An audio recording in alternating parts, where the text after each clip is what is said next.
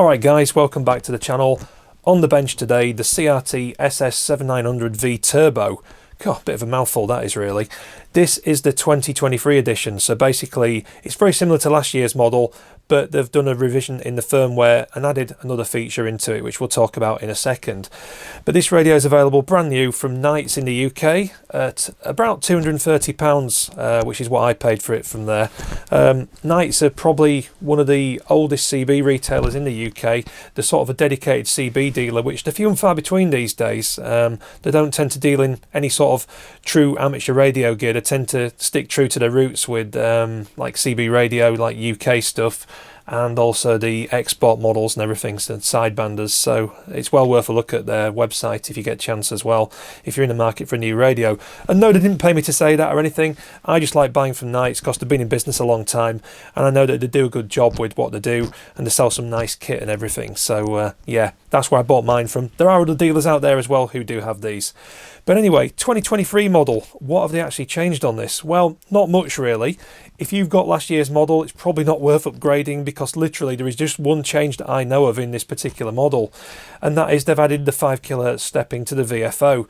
So basically it's a firmware change. Very, very simple little thing, but makes the radio infinitely more usable on 11 meter band, particularly because a lot of operators tend to operate on the 0 ending frequencies as well as the 5s, and it just makes things more enjoyable when you're flicking around trying to find some activity and everything. So I'll show you that feature in a second. But basically what that means is that you've got the display there like this, and we can just rotate the VFO, and as you can see we're stepping on 5s and 0s as we go all the way through. Simple little thing. Not many radios can do that. Some of the newer kit can do. Obviously some amateur radios can be programmed to do stepping and stuff, but in the original 10 meter export radios, a lot of the time it was just 10 kHz stepping. So you'd go up from, say, where I am now there, 27395, it'd go up to 27405, and then etc, etc. So it certainly is a welcome additional feature that they've added into the firmware there. Who knows, they might release firmware updates for the previous models to allow that to happen. Not 100% sure on that one, but best thing I liked about this radio is that it is fully VFO controllable. It's not just channelized. Obviously you can have it as a channelized radio if you wish, but I prefer to work in just frequency mode, which is the free-flowing VFO, which lets you tune continuously all the way through the bands. So you know, you're not having to work out which band you're on or anything like that. If you're used to frequency operation, then this is the much better way to do things. So just briefly to show you how that works on the new firmware, all you do is simply make sure your radio is in frequency mode. So in this case it is, but we'll just check. So if we hold down the menu key, make sure option 13 is set to frequency as it says on there, and then once you've done that, go back again like it's just come out the menu and go down to option number 6, and you should see there step, and as you'll notice there on the new firmware you've got 5 kHz, and like normally you'd only have the 10 there, 100, 1 meg, so it's quite flexible now. So there you go, 5 kHz on the step. That's what it does on the VFO. So once you've done that, you know that all's good, and you can just flick through there, no bother at all. So obviously for 11 meter operation that's really, really handy. There's, like I say, there's not that many radios out there that can actually do this kind of thing. There are, some of the more recent ones can do, and these with the latest firmware obviously do, but the only other radio that I came across that was export a few years back that could do this was when I did a review of the Yeticom Optima, which is out there. I think it must be going back nearly 10 years now. If you search on my YouTube videos, you'll see it on there. But the Yeticom Optima was basically a modified Magnum 257 that was turbocharged, and they added the 5 kHz stepping to the VFO, which made it so much more usable than any other exports at the time, and made it so much better than the standard Magnum 257 as well.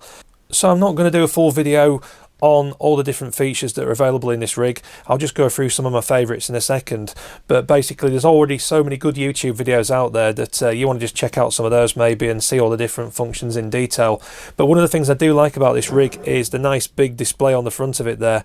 The only downside to it really is the fact that they put an amber backlight into the LCD panel, but the buttons are not backlit, which is a real shame, because it'd be so much better if these actually illuminated in the dark, because when you're in mobile, if you don't know what these buttons do, then you've got no chance at all of actually working anything out on there, because they don't light up, and they look like they could actually just put a backlight into those really easily. So I don't know why the manufacturer never did that.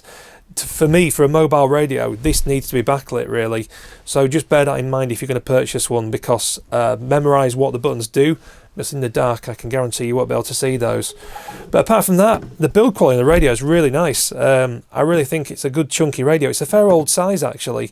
It's similar to the Ranger 2950, I would say, in terms of its size and everything. But just check this out on the back of here. This really chunky heatsink that's on this radio is just incredible. So it's rated at 60 watts power output on SSB and about 50 on FM, I think it is, and somewhere around 30 watts on the AM side of things. But build quality is really nice. The heatsink actually looks like it could handle a lot more power than the radio does give out, but obviously I'm not going to be going into the settings on this radio or anything. I'm happy with the way it's set up. Everything seems to be working fine, and you don't want to push things too far. But I was using this for like 2 or 3 hours yesterday afternoon on full power, doing some DXing to the States, and never really had any problems with the power getting too warm or anything.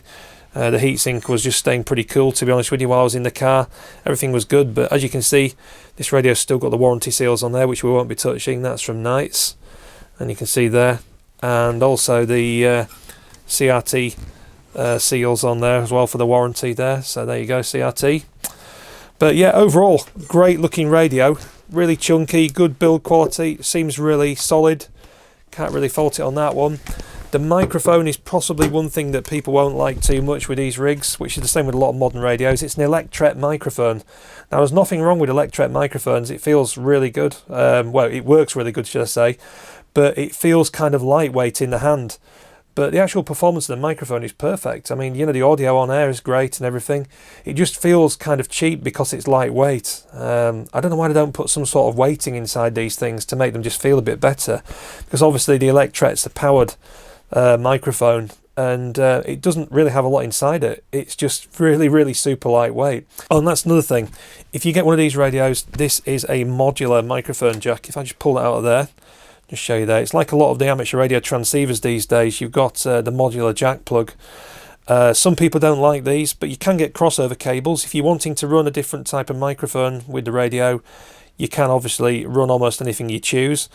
There's an option in the menu to change from Electret to dynamic, so you can run your old classics like the static teardrop or anything else that you like, anything like that at all.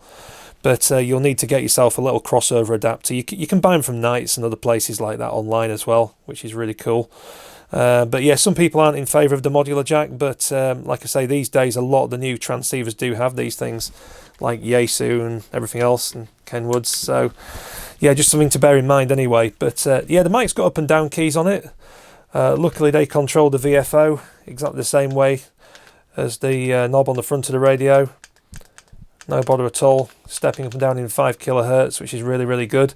But yeah, on the whole, I really like the build quality of the radio. It looks good. It's ideal for mobile with having the big chunky display. And also the nice thing about it is this sort of digital S meter. It's kind of like emulating an analog meter, so you can see everything at once. You can see the output power, your SWR level, and the signal at the top there as well. One of my other favourite features on this radio is the noise reduction. I think it's option number 20 inside this. You've got noise reduction on both transmit and receive. If we just skip all the way up to there in the menu. Yeah, NR, RX, NR. Basically you've got 5 different levels of noise reduction, and it really does work like a DSP almost, or it seems to do.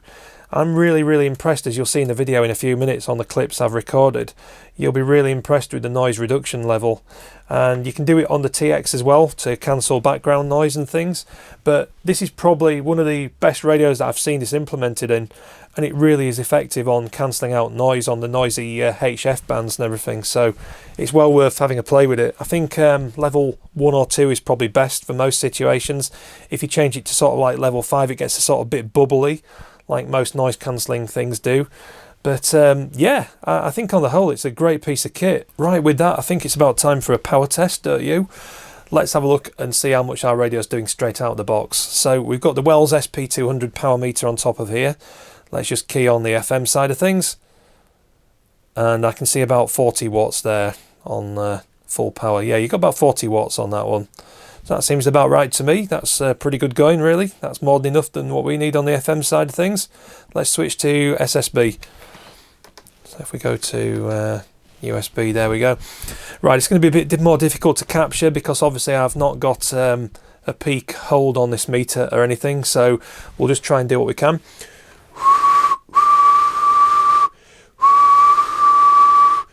Yeah, I'm seeing about 50 whiskies there. Let's try that again.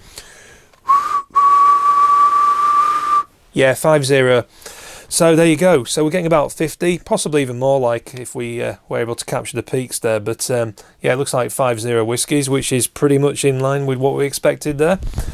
Okay, so I've just dropped the meter onto the 20 watt scale, and we're going to try the AM mode now to do a dead carrier on this one. And as we can see on the dead key, we've got about 15 watts there, so that would be about right, I'd say. Obviously very difficult to measure the peak power with this type of meter, but it is working exactly as we expected it to. So, and I've been told it sounds really good on the AM side of things as well. Now, one of the features I really like about this radio is the clarifier on this. Obviously by default it's in fine tune receive only, which is where you should have your clarifier generally, but one of the things I really liked about it was the fact that the detent position in the center, you don't have to be so accurate to align it for clarification. What they've done is they've made it so that if you notice I'm moving this, and if you look on the meter on that side, it'll show the clarifier there and show how many hertz you've come off center frequency. If you actually align it roughly in the center, it goes back to the zeros position on the clarifier. You don't have to be so accurate. You can turn it a couple of degrees either side before it starts to actually make a difference and clarify, which is nice. So if you imagine you were driving at the time and you were trying to clarify some SSB, you don't need to concentrate too much on it. You can just sort of put it to roughly center position and it goes back to zero. I think that's something that they really got right on the design of this radio. It's a really cool little feature. It means they've given it some thought really as to you know, mobile operation. So I think that's really good. It doesn't have a center notch where you feel it click into it or anything. You just know it's in there because of the fact that it says on there F000, so you're on center frequency when it gets to that point. And I think that's one really good thing about it. But yeah, it's a nice little feature I think they've put in there. Yeah, Gibraltar, have you got a copy on Tango Mike 01? Tango Mike 01, good afternoon, 5-9. Yeah, 5-9 this way as well there. Very nice to make the contact with you. I'm Static Mobile, just sat in a car at the top of a hill outside of Bridlington in East Yorkshire, QSL. Bridlington, let me think what hill you might be on. I'm originally from Leeds, is it Garraby Hill? No, a bit further over from that. I'm right next to the sea where I am here. Like, I don't know if you know the area at all, but I'm towards Bempton area, near Flamborough, QSL. Oh, okay, Flamborough, no problem. Yes, I remember when I used to live in Leeds, we used to drive to Bridlington quite often, go over Garraby Hill and Wet Wang and Driffields and all them places. I haven't been there for about 25 years. Yeah, QSL, well, that's amazing actually, you know, this area and everything, but yeah, you're booming through. I was just flicking through the UK FM and I heard you there and I just thought I'd give you a quick call because conditions are amazing this afternoon and I like it on the FM side of things. When things like this, it's quite interesting, yeah? Yeah, we have fun. We're podcast, me and Kevin are both radio hams here and just used to big pile-ups, but we do enjoy coming on here. We have the same allocation as the UK. We have the UK FM legal along with Mick Band, so we utilise it to put out the CDs and give it a blast over. Yeah, QSL on that. Yeah, it's good fun actually up on here on the UK FM anyway. It's nice for a change, but just trying a new radio out here. I wonder how it sounds to you. It's a Superstar SS7900V Turbo, yeah? Turbo? I've never heard of one of them before. I've heard the Superstar. It's amazing what names have come out with, but yeah, you're a good signal. You're about a 7 to an 8 here, so it sounds okay. Just give me the name, please. Yeah, the name this side is Simon, Sierra India Mike Oscar November, QSL. Okay, and are you from Bridlington, Simon, or are you from somewhere else? Yeah, I actually live in Bridlington there, yeah, just up the road actually from where I'm parked now actually, so not a million miles away. And how's Bridlington doing these days? Do you still get a lot of day trippers there, coming from places like Leeds and Newcastle and Hull or wherever? Yeah, it's still popular. I mean, it's quiet at this time of year, but we've got a lovely sunny afternoon over here this side in East Yorkshire. It's not bad at all, but yeah, we do get all the tourists down here. It'll be soon tourist season again, and it'll be getting really busy again, yeah? Yeah, no problem. As I said, a long time since I used to enjoy going to Scarborough, Whitby, Bridlington. You know, when I was living over in Leeds. I've been here since 1997, permanently now. So I do try to get back to the UK whenever possible. I actually work a lot over there. I work in oil and gas, so I've been many a times to the ports around there, like Teesport, Immingham, all them places, but not managed to get into Bridlington for a long time, over. Yeah, roger on that. Well, I'm sure if you get up this way again, you'll enjoy it. It's beautiful countryside round here. We've got loads of sunny weather and everything at the moment anyway, which is unusual for the time of year. I suppose we're doing a nice day. It's about 12 degrees Celsius here this afternoon, and yeah, it's most unlike February, QSL. That's nice, yeah. Okay, well, I've got my friend outside. We have a President, well, it's a Uniden 2510, which I fitted into a rucksack, and it's got a small little battery at the bottom, a little 7-amp battery, and I made a telescopic whip. And Kevin's outside using that, but the conditions are dropping out, so you might struggle with him. But I'm going to get Kevin to give you a call, Simon. Okay, just peel your ears back and listen for Kevin. Kevin, give Simon a call in Bridlington. Hello, Simon in Bridlington. This is Kevin.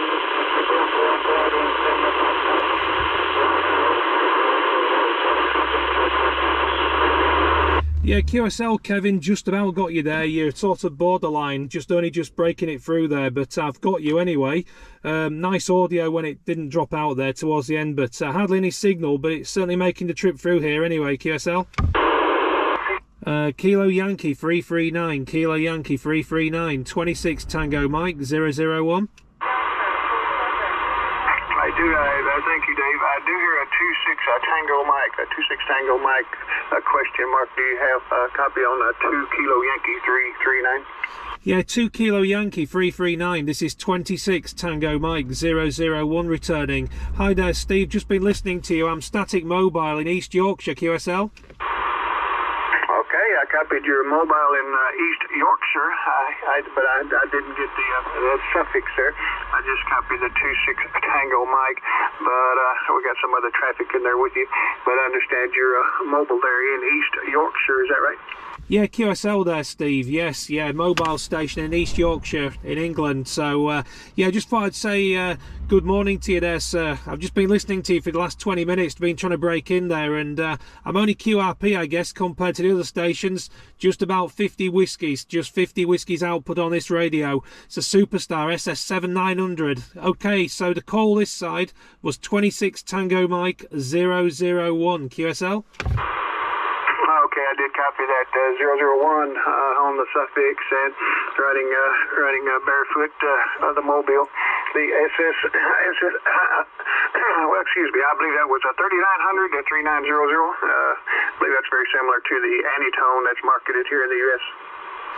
Yeah, QSL there, Steve. Yeah, the radio actually is the 7900V Turbo, so it's the one with about 50-60 watts PEP output on sideband there. So it's a new radio for me, so I'm just testing it out in the mobile at the moment. So just been listening in there. Fantastic audio from your side. Really nice signal into the UK anyway at the moment. You're 5759 to me, QSL. Okay, copy that, 5759. You're about a 55 into my receive, but yeah, just running the base here, the 3-element beam looking somewhat in that direction. You might have told me, but if you did, I didn't make a note of it, but what's the name on that end? You got Steve here, okay? Yeah, okay, Steve, no problem at all. Yeah, the name this side, personal name is Simon, Sierra India Mike Oscar November, Steve. So, yeah, operator name Simon. Really nice to make the contact into Kentucky. Like I say, it's just beginning to get dark over this side now, so I don't know how long the conditions will hold up for, but yeah, you're making the trip very nicely. Excellent audio. Good stable signal at the moment, and I could also hear the other stations you were working, and they must be about I think you were speaking to a guy down in Brighton or somewhere.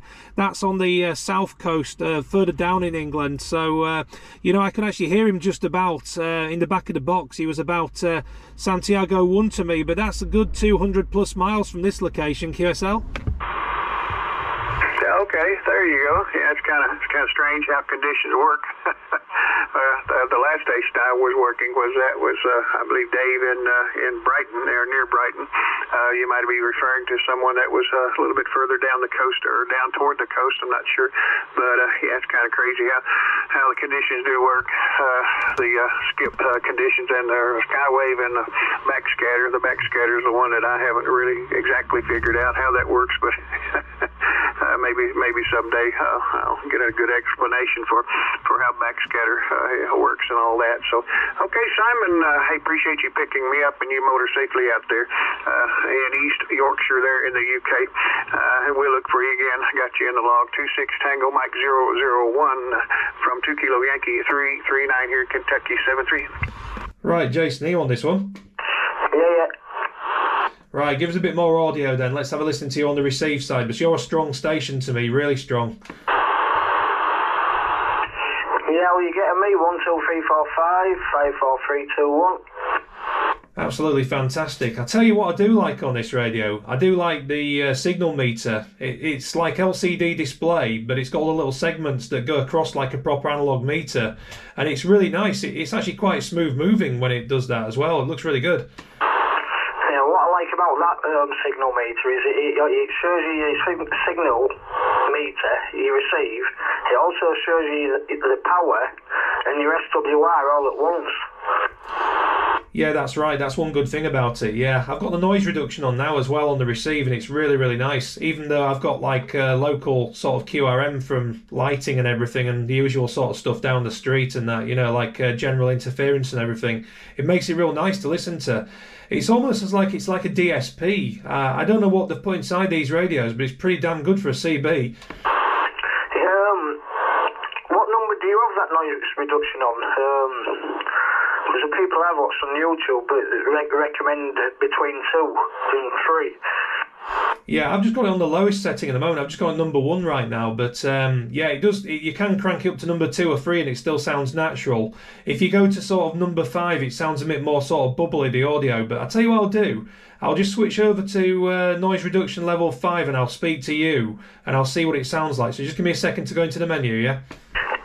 Yeah. Try that.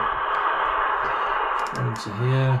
So it's really, really quiet on that, but right, give me some more audio, Jason, and let's see what you sound like with noise reduction level 5 on. Yeah, I've just put my noise reduction on this radio. Yeah, it sort of like quietens you down a bit. Yeah, it still sounds okay even on number 5. It sounds a bit sort of metallic though, I'd say. Kind of like a little bit underwatery sort of thing, I'd say. I don't know. Yeah, I know what you mean, yeah. Right, let me put the noise reduction back to number 2 and let's see how you sound anyway, because you're very, very strong to me. Obviously, we'd only been across town, but yeah, you're peaking up to the 60 dB on the meter, no bother at all. So I'll just switch my noise reduction back to the level 2. So there you go, guys, you've seen it in action. All great reports on this radio, not a bad word about it on air or anything. It just works really, really well, just straight out the box, no messing about. Everything just works perfectly, which is great. That's what you want from a 10-meter export radio. Another thing I wanted to point out as well is that it's extremely stable on frequency. Even with different temperatures and with the radio warming up, I've never noticed any frequency shifting at all. It's never drifted off frequency, unlike a lot of 10 and 11 meter radios that tend to be a bit drifty as they warm up or cool down. This one has been rock solid, so that's another plus point for the 7900V. It seems extremely stable on frequency, which is what you want from a radio really, but you know, on some of the lower price kit, sometimes you get it where it does drift quite a bit in frequency as they warm up, and that's not just a thing with newer radios, that's some of the old school radios were very much similar as well. So I might do another video further down the line on PC programming of this rig, just to show the things like reorganizing the band plan or the banks and all the other advanced features that you've got inside the software there. But for now, that's it. Hope you enjoyed it. Don't forget to subscribe to the channel, and also, if I can get a quick mention in, we do have a forum online where we have radio discussions going on and all sorts of stuff like that. If you've not seen it before, go to transmission1.net. We've got some good guys in there who are very knowledgeable about all things radio, so you're most welcome to drop in on the forum and say hello. But for now, that's it. 73, catch you in the next one. Bye for now.